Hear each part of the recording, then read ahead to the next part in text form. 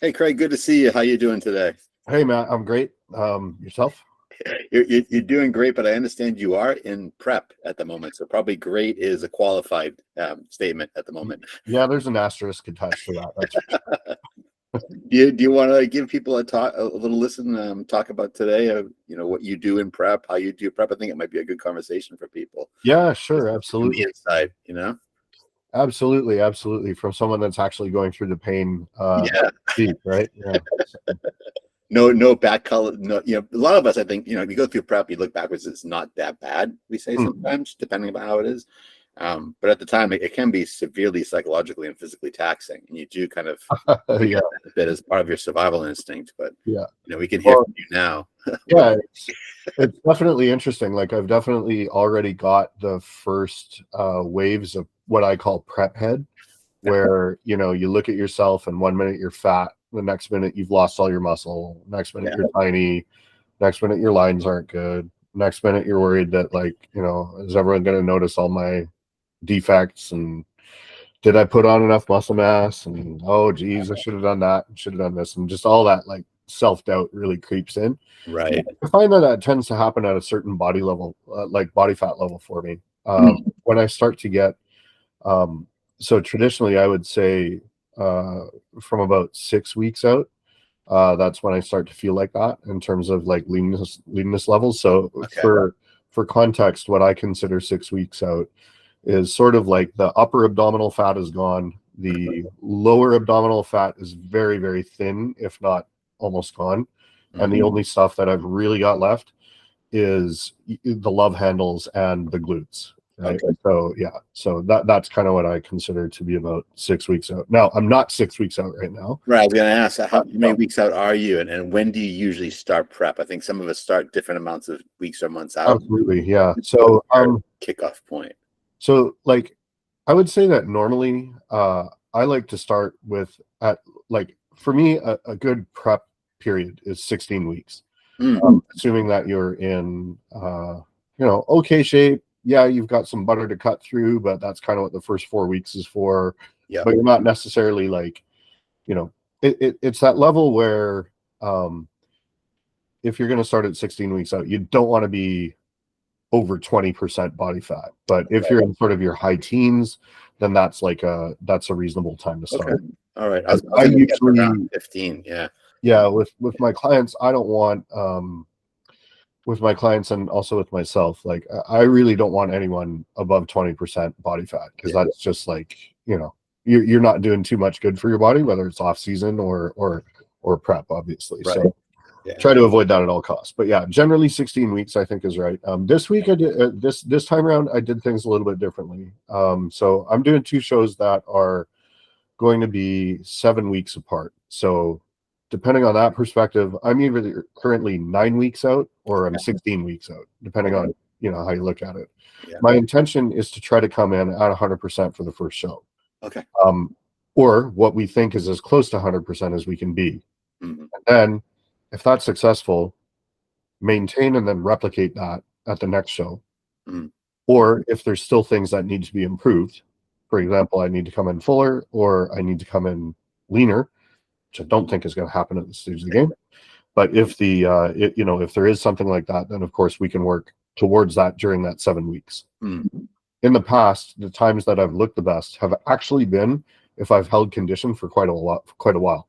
Okay. So there are some people that look really, really good on their first show, and sorry, not first show ever, their first show of the season. Of a season. Yeah. First show of the season. There are people that look very, very good, and then there's some people that kind of loosen up after that, or start to look very beaten up by prep, like the fatigue starts to show, and sort of the punishment that you've been putting your body through starts to take a bit of a toll. Right. And you can look a little bit weathered later in the season. But in my case, in the past, I've seen that I tend to look much better in subsequent shows, because it's like, I don't know, my body almost, I would say, like starts to adapt to the lower body fat level and then says, okay, here I am. So You kind of settle in. yeah, kind of settle in, and then things kind of refine. But I wouldn't want to try to do that for any longer than, say, 3 months. Okay. You know, I think 3 months is probably the limit. And most people that I've seen, they can hold condition for, 2 to 3 months is generally okay. Mhm. Anything beyond that, though, and it's just too much. Yeah. So I apologize for the disorganized nature of No, my thoughts, but this is part of prep. prep at work right now. Yeah. So, so currently I'm 9 weeks out. This year, as I mentioned, was a little bit different. So we started thinking about competitions, round about New Year's. Mhm. I had a bunch of stuff that was going on in my personal life that was preventing me from giving, well, I wouldn't say giving 100% because, I gave 100% of what I had during that time. But, there was just some pretty extenuating circumstances that were going on throughout the month of December and January. Yeah. But like, to put that in context, though, I mean, for me, even in off season, it's 5 days a week of training. It's planned meals, 6 meals a day, Mhm. etc. So when I say that things weren't 100%, I mean that they were like 90. So, I was still getting the training in. I Yeah. was still following, relatively strict, dietary goals, guidelines, aspirations Yeah. through that time. So I wasn't a complete mess, and it wasn't like I wasn't living the lifestyle or whatever during that time. However, I finally got to dial things in about it was about the middle of January. Things kind of got easier on the personal front, and I was able to get back 100% on nutrition training. And yeah, so the 100%, as I said, that's like, one free meal a week, and the rest is like completely dialed. Yeah. So I consider that sort of like my pre-prep stage. Mhm. And We do we, prep, and yeah, you do basically. yeah, so that, and then I had my calories bumped a little bit. Okay. And then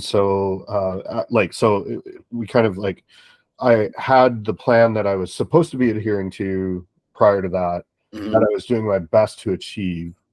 Then, from mid-January, I was actually able to fully adhere to it once again. Mhm. And then my calories got raised. Okay. And I pushed my weight up until about March, Okay. about the start of March. So it was about 18 weeks out Mhm. of the first show. And then we decided that we were going to, start bringing the weight down. Yeah. And it really wasn't anything aggressive. And it wasn't until, I'm going to say, about, so yeah, I was running, like, in terms of macros, the meal plan that I was on had me at 320 protein, 470 carbs, and 45 fats. Mhm. So in total, but those are just direct macros as well. So, I'm not counting the protein in rice and stuff like that. So I was still getting a good 3,500 calories a day. And my weight was actually coming down on that Okay. until it was 13 out, that we dropped the calories a little bit from there. So and now instead of 470 carbs, I'm on 390. So yeah, not that big of a drop. Yeah. Let me ask you a few questions about your journey up till then. So I know from knowing you that you eat pretty clean all the time. Yeah. Anyway, so your meals are pretty strict. Do you start changing what you eat, or just the macros, or how you use those macros as you go into pre-prep and prep? What's that? Sure. What does your table look like? So Start out. in off season, I'm, for, as I mentioned, the protein and stuff that I track is direct macros. So that means that if I um, I don't count the fat in a steak, or I don't count the the carbs in rice, or sorry, I count the carbs in the rice. I don't count protein in the rice yet. But so in the off season, I will allow a few more fatty sources, right? So I might have like steak, once or once or twice a day, usually just once. Yeah. Right? But that would be a lean steak, I imagine. Anyway, of course. Right? Yeah. That would be like a flank or a sirloin with fat cut off it, type of, right? But yeah, so like a fattier source. Or I really like pork loin. That's like I love that. And again, cut the excess fat off. But, I really like that. So I'll eat that stuff. But then when we move into prep, then it's a much higher percentage of chicken, which is just as well, because chicken is probably the easiest thing that I prepare. I just grab an Instant Pot and I strip all the skin and the fat off it, and I dump in 4 kilograms and I throw some seasoning in it, leave it overnight, and then take what I need the following day, pack the rest in the fridge. Yeah.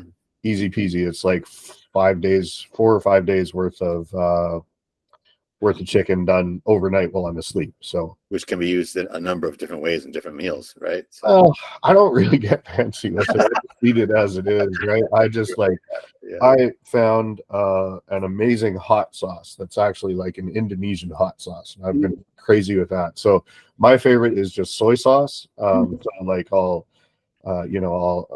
put a bit on the chicken and then follow that up with some hot sauce, and it's wonderful. And I literally could eat that every day, which I do. So I don't just eat it every day. I eat it at least 3 times a day every day. Yeah.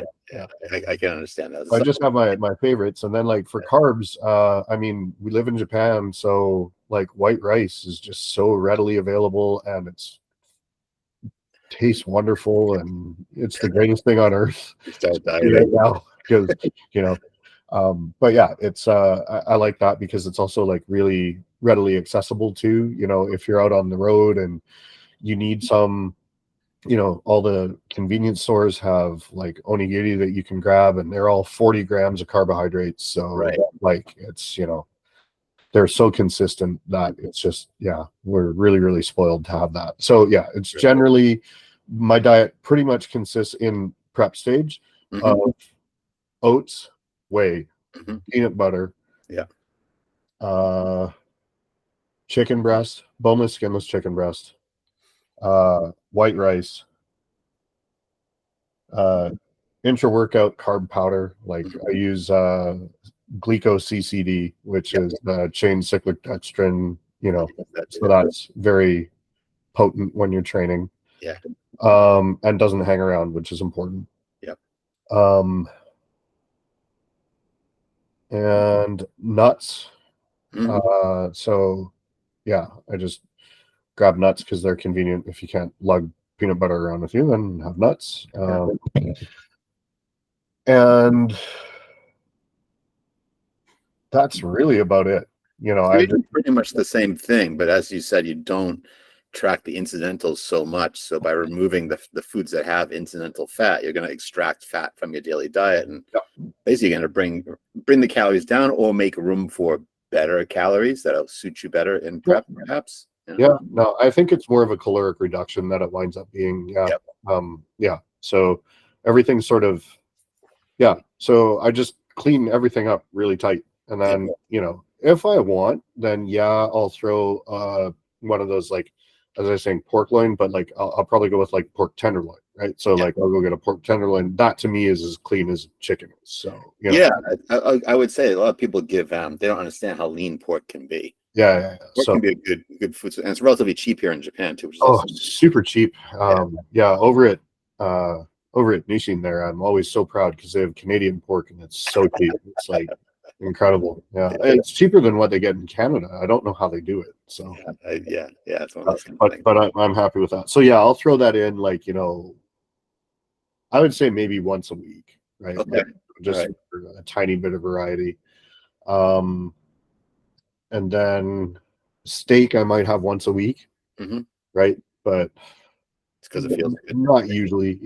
It's but sometimes it's just nice to have, like, I mean, beef instead of chicken all the time. But as I said, like, I'm already really, really hungry. So I eat I'm satiated for about 30 minutes, and then after that, I'm counting down the minutes to my next meal. So I can't by the remember. time it comes around, I will eat anything. Yeah. You know, I'm so hungry. So it's the palatability matters so much less. So the fighting hunger thing is a thing for you, even from the early stages of your diet. That's not something for last month. It's there very early on. This time around here, like when I was 11 weeks out, I felt like I was 6 weeks out because I'm much leaner than I used. I'm at the level at 11 weeks out that I am usually, was at the level at 11 weeks out where I would expect to be at 6 weeks out. Right.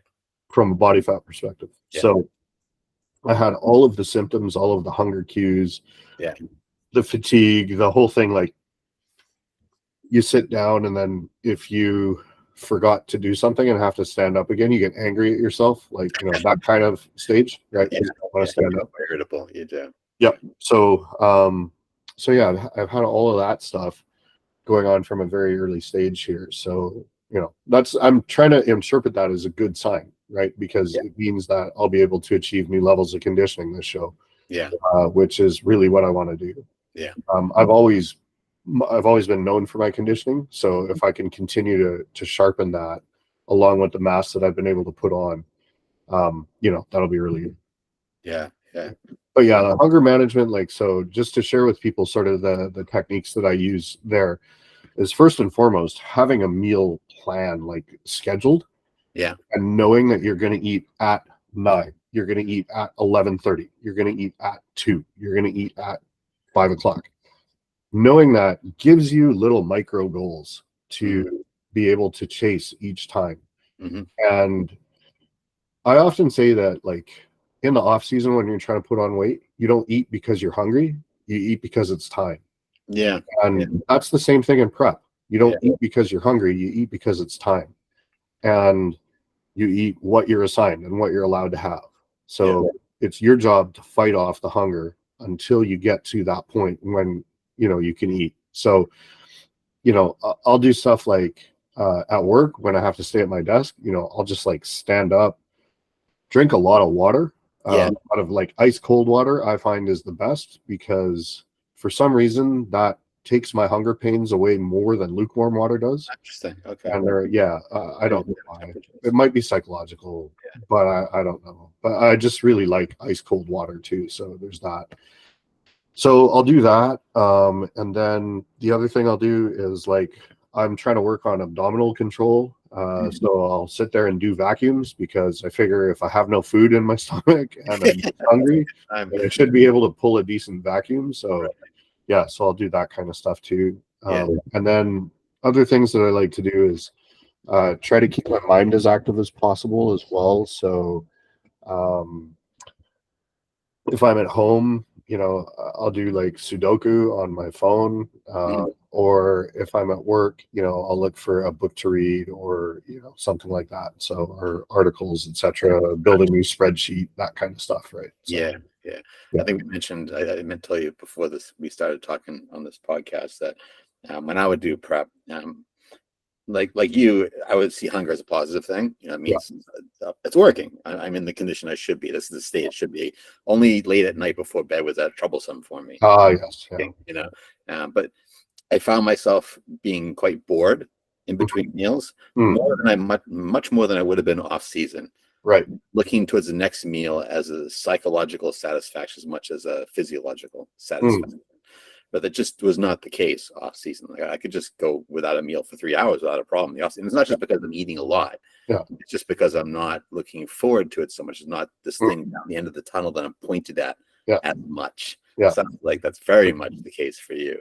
For sure. Yeah. And it's interesting that you mentioned the thing about sleeping, because I find that when you have no carbohydrates in your system, it's much harder to sleep. So one of the things that I like to do is to try to keep some of my carbs for the very last meal before bed.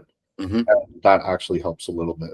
Yeah. Not a lot, but a little bit. Right? Yeah. I had read in the past, I'm not sure where I read this, but when I was deep into my low carb diet time for prep, that you need a certain amount of carbohydrates to produce both serotonin and melatonin. Right. And of course, that will impair sleep function fairly dramatically. Yeah. If So that's the case, then yeah, there you go. the last places that I always leave them are around workouts, or not necessarily intra workout, but certainly like post would be the absolute last one. Yeah. Pre would be second last place that I pull from, and then I would pull intra before either of those two. And then the meal before dinner before bed is also another place where I like to keep carbohydrates in. So I would be keen to pull carbs from the other meals first, and then depending on the sleep versus training intensity, however that balance is playing out, then decide where to pull carbs from there. Yeah, I think this is going to be a two-part episode.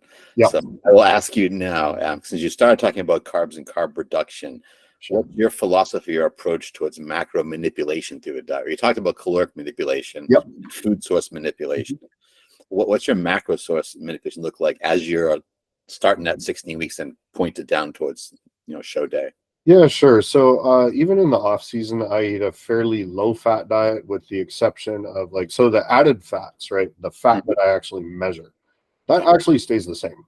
Yeah. So that's the only difference would be that, I might use a fattier protein source, as opposed to increasing the actual added fats to a meal. So I keep the fats fairly stable. And those are healthy fats, I assume, like olive oil or something like that, or yeah. No, so that's going to be olive oil, avocado, or nuts, basically. With nuts being the biggest one. I don't know why. Just because convenience, right? Yeah. It's hard to walk around with measures of olive oil in your pocket. Whereas I suppose that some people mix it in with rice, but I like Japanese steamed rice the way it is. So yeah, I do olive oil sometimes in my rice, but it's not truly convenient. I don't oil my rice. So the added fats don't change. The protein level is also held very, very consistent as well. So that doesn't change. But as I mentioned, the protein sources when I'm using in prep are all cleaned up and are as low fat as possible. The carbohydrates is really the only thing that I manipulate, and that will just generally be. Originally, I have a lot of carbs in my diet, so I will have 6 meals that all have a lot of carbohydrates in them. So the first step is generally just to sort of reduce overall carb intake in each of the meals. And then from there, we'll probably reach a point where we want to keep more carbs around the workout as opposed to later in there. So that would involve, preferentially leaving the carbs in the sort of pre, post, intra type area, but then in other meals, fading them back a little bit first. And then once those get down to 0, or at some point, if the ratios make sense, then just sort of start to bring the carbs down in the pre, intra, post type window as well. But it all depends on, that's really individual. So obviously, as I've mentioned, I have quite a high tolerance for carbs. So, I can eat as many as I am and I'm already feeling like death. So it's, that's very different for some people. Some people have to go much, much lower. And for those people, then that's when you have to sort of make the decision about where to pull them from as well. Yeah.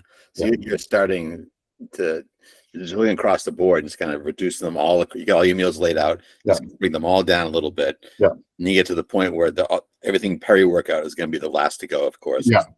Most of us do, I think. But do you favor beginning of the day, end of the day at all? Which might go first, or just all across the board even? Yeah, so that just depends on, training and lifestyle, right? So, in the times when I trained in the morning, then obviously I'd have a higher percentage of the carbohydrates there because that's when I was ingesting them in the peri-workout window. Yeah. Now that it's in the evening, the most of the carbs are around that period. So yeah, okay. So it's really generally speaking, though, like like on the weekends, obviously I'm not training in the evenings because I don't have to wait for work. Mhm. I can train like in the middle of the day or whatever. As a general philosophy, I just try to keep the carbs centered around the workout, yeah. right? And then peel them back from other places when I don't need them. Yeah, yeah. When do you start that reduction in carbohydrates? Do you start early on? Do you start after a certain amount of weeks out, or what So does the schedule look like usual on average? well, that really depends on like, so obviously if you're doing a 16-week prep, then the first phase would be to, start reducing them then. Hmm. And then just, it also depends on level of leanness too, right? Because if somebody's super lean, if you have 16 weeks, then maybe what you first want to do is push carbs up Mm. and then pull them down, right? So that you can cut at like a high, like, because there's arguments that are made that if you push your carbohydrate intake up first, that you're going to have a bit of an increase in the metabolic rate. And then when you start to bring them down, then you can actually cut on a higher calories, right? So, it's kind of like getting your system used to processing and ingesting that many carbohydrates and then bring it down and then consistently bring down from that point. But it's just basically like over the course of the diet, I would just say, like in broad brushstrokes, right? You are gradually decreasing the amount throughout the course of the prep while also simultaneously increasing the amount of cardio until you get to a point where you start to think that increasing the cardio would be detrimental to the look. And again, that all depends on leanness, and that's highly individualized as well, right? So it's hard to really paint broad brushstrokes on that stuff. Yeah, Because now you're getting into the sort of finer points, right? But broad brushstrokes are calories down, cardio up, right? yeah. And then keep the training intensity the same. Make sure that you're keeping things up. Now, the maybe actually we should leave training talk for the next. Probably. Just Yeah, look at time here. Yeah, yeah, yeah. but yeah, generally, like in an ideal world and an ideal prep, you would want to keep your training intensity the same, Right. and then gradually reduce your carbohydrates, gradually keep the fats, the added fats and the proteins the same, and then increase your cardio, till 2 weeks out. And then at 2 weeks out, maybe dial back the training to something that's more pump based and a little less risky from injury perspective. And then also taper the cardio a little bit so that, you're not completely deflated by the time you get on stage. Yeah, yeah. That sounds like good. Basically, you're saying like you've got a loose schedule in your head, but you're not going to deploy it until you know where you're at. Yeah. You're going to go in the toolbox you have and just use the tools you need at the appropriate time. Yeah. Well, and that's the thing that's really important about bodybuilding is that you can't just write a script for it. We are not computers, so you can't just write a script. And the thing is it actually changes a little bit every year too, because you have more muscle mass, you are on different starting points, et cetera, et cetera. So that's really like where having the guidance of a coach helps, because there's just, you have to also think objectively about all of these things as well, which is very difficult to do when you're in my current mental state. Yeah. As I mentioned, I have all the self-doubt happening that you get when you're in prep. So if you have that and you're trying to make rational decisions about what to do with your training and stuff, then people more often than not can get tripped up by themselves. Absolutely. Yeah. I think the people who listen to this and understand like dieting but haven't done a contest per se, like a lot of people try to get in shape for the summer, or they have some event they want to get in shape for, whatever. It's a little different when you're going to be standing on stage in front of people in almost no clothing. Yeah. And you want to be your best. I mean, that's what you're doing all this for. So it's not the mental games that can happen, even despite your best efforts, cannot be overstated. And that's where a coach, in the old days, was a really good friend who would be honest with you, tell you. I mean, I had a really good friend who wanted to do a show, and we talked to a guy who was the guy in the area, and he's like, go home, have a pizza.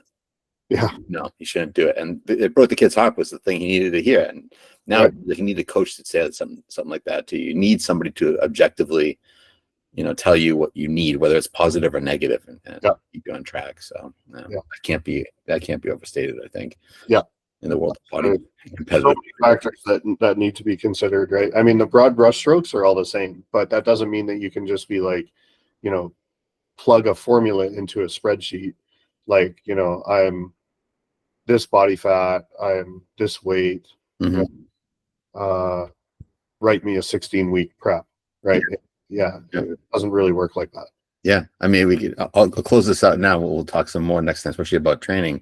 But I would just say, for everybody, you, Craig, myself, we both take bodybuilding serious. We've competed several times, and we're about the same height. I'm a little older than you, maybe a little heavier than you, but our diets, I guarantee you, be dramatically just different in how you approach them. Not just in the overall approach macros, but scheduling, tools to deploy, when to deploy those tools, be very, very different.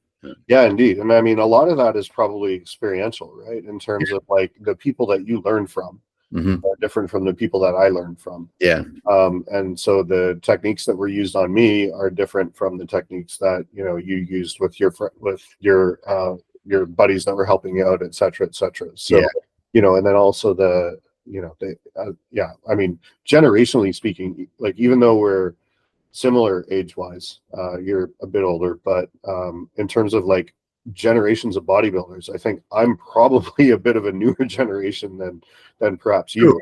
True. Yeah. That definitely manifests in how we go about what we do.